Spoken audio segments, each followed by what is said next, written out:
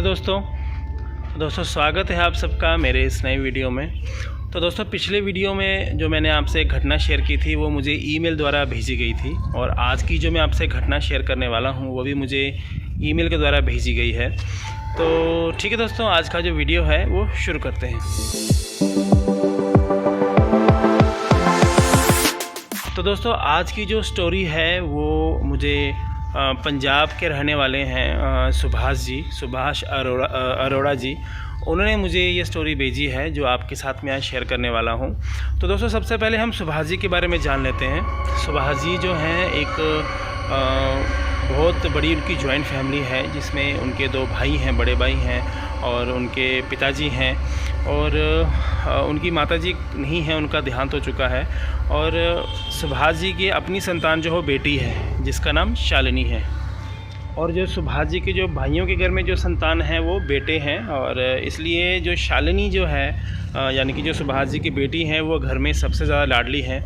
और जब सुभाष जी के द्वारा जो उन्होंने मुझे स्टोरी भेजी है उसमें ये भी लिखा हुआ है कि शालिनी का जब जन्म हुआ था तब घर वालों ने बहुत खुशियाँ मनाई थी, क्योंकि लड़की उनके घर में थी नहीं। तो दोस्तों बचपन से ही शालिनी को बहुत केयर मिली है उस घर में, बहुत अच्छे से उसकी देखभाल हुई है, बहुत उसकी परवरिश हुई है और सबकी लाडली है। और जैसे कि मैंने आपको बताया कि सुभाष जी के माता जी नहीं हैं, तो उनके पिताजी का सारा वक्त जो था वो अपनी पोती के साथ बीतता था। तो इसलिए दोस्तों पोती और दादा के बीच में बहुत ज़्यादा प्यार था, बहुत ज़्यादा। और क्योंकि पोती ज़्यादातर समय दादा के साथ बिताती थी और दादा जो सारा समय अपनी पोती के साथ बिताते थे, इसलिए उनमें काफ़ी ज़्यादा प्यार था, लगाव था उनका। तो दोस्तों समय बीता गया और शालिनी जब 8th क्लास में पहुंची तो उसके दादा की जो तबीयत थी वो ख़राब होना शुरू हो गई, क्योंकि काफ़ी उनकी एज हो चुकी थी। और इस बात से शालिनी बड़ी परेशान रहती थी और उसका स्कूल में भी मन नहीं लगता था, क्योंकि उसको पता था कि मेरे दादाजी की तबीयत बहुत ख़राब है। तो दोस्तों एक टाइम ऐसा आया कि उसके दादाजी का देहांत हो गया। तो दोस्तों इस बात ने शालिनी को अंदर तक तोड़ दिया, क्योंकि वो अब सबसे ज़्यादा जो क्लोज़ थी अपने दादा के क्लोज़ थी, दादा से बहुत प्यार करती थी और उसके दादाजी भी उससे बहुत प्यार करते थे।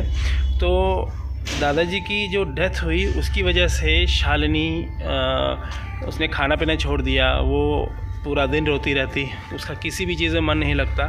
तो दोस्तों इसी तरह धीरे धीरे समय बीता गया, लेकिन शालिनी का जो दर्द था वो समय के साथ बढ़ता गया।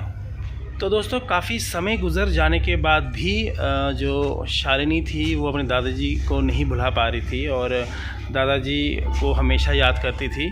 लेकिन इस बीच में उसके साथ कुछ घटनाएं घटना शुरू हो गई थी। शालिनी के साथ हुआ ये कि जब वो अपने रूम में होती तो उसे हर टाइम ऐसा लगता है कि कोई उसे घूर रहा है, कोई खिड़की में से देख रहा है, कोई कहीं से देख रहा है उसको, यानी कि किसी न किसी के होने का वहाँ पे एहसास होता था। तो वो इस बात से डर जाती थी। तो दोस्तों शालिनी जब भी अकेली होती तो उसे हर बार यही महसूस होता कि कोई उसके आसपास घूम रहा है या कोई उसको देख रहा है, यानी कि किसी न किसी के होने का उसको एहसास हमेशा होता था। तो दोस्तों शालिनी ने अपने माता पिता से भी इस बारे में बात की। तो दोस्तों फैमिली वालों ने इस बात को ज़्यादा अहमियत नहीं दी, क्योंकि वो जानते थे कि दादाजी की डेथ हुए थोड़ा टाइम हो चुका है, लेकिन शालिनी उनको बुला नहीं पा रही है और शायद इसलिए उसके मन का वहम हो ऐसा कि ऐसा कुछ हो रहा है। लेकिन जब शालिनी ने बार बार घर में कहा, अपने मम्मी से पापा से इस बारे में बात की, तो उन्होंने फिर पूरी फैमिली से डिस्कस किया और फिर उन्होंने ये फ़ैसला किया कि उनके घर के उनके जो गुरुजी थे जो कि शुद्ध सिद्ध पुरुष थे, तो उनसे मिला जाए। तो दोस्तों फैमिली वालों ने सबने एक दिन तय किया और गुरुजी से बात की कि हम इस दिन आएंगे। तो गुरुजी ने भी हामी भर दी, हाँ आप इस दिन आप आइए और बेटी को साथ लेके आइएगा। तो दोस्तों उसी रात को एक दिल दहला देने वाली एक घटना होती है। तो होता ये है कि रात के 11:30 बजे होते हैं और शालिनी को नींद नहीं आ रही होती है, तो वो वॉशरूम जाने के लिए बाहर जाती है। बाहर मतलब कि उनका जो वॉशरूम था घर से बाहर बना हुआ था। तो दोस्तों शालिनी जब वॉशरूम के लिए बाहर निकलती है तो उसकी नज़र सामने पड़ती है। सामने वो क्या देखती है कि एक आदमी वहाँ पे खड़ा है। तो वो जो आदमी है वो शालिनी को इशारे करके बुला रहा होता है, और शालिनी जब उसको ध्यान से देखती है उसको ये लगता है कि उसके दादाजी खड़े हैं, क्योंकि उस आदमी का जो पहनावा था वो सेम शालिनी के दादाजी के जैसा था।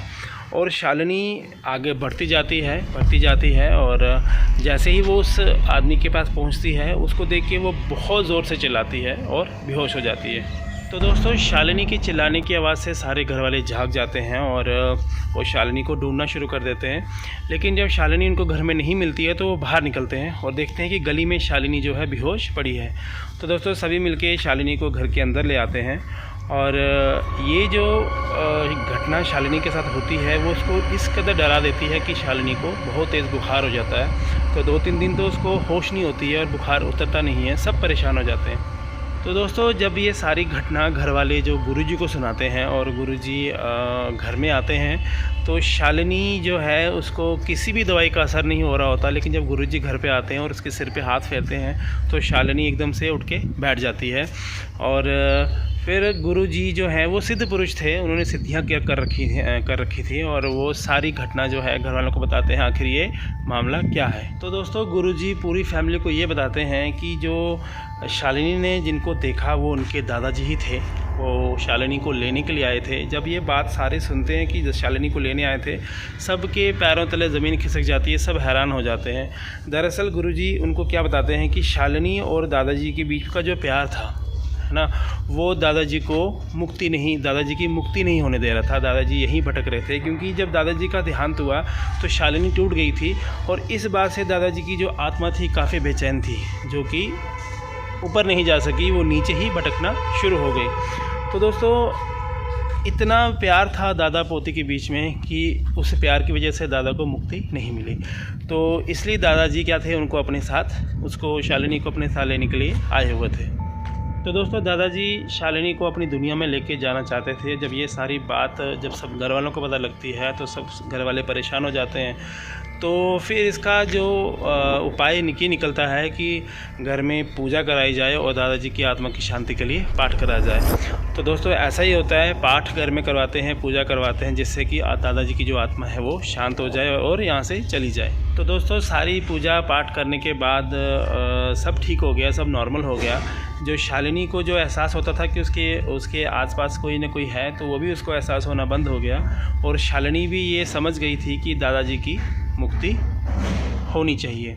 तो दोस्तों ये थी एक सत्य घटना, सच्ची स्टोरी जो कि मैंने आपके साथ शेयर की है। अगर आपके पास भी ऐसी कोई सत्य घटना, सच्ची स्टोरी अगर आपके पास है, कहानी को अच्छी सी, तो आप मुझे मेरे ईमेल एड्रेस पे सेंड कर सकते हैं। ईमेल आपको नीचे नज़र आ रहा होगा।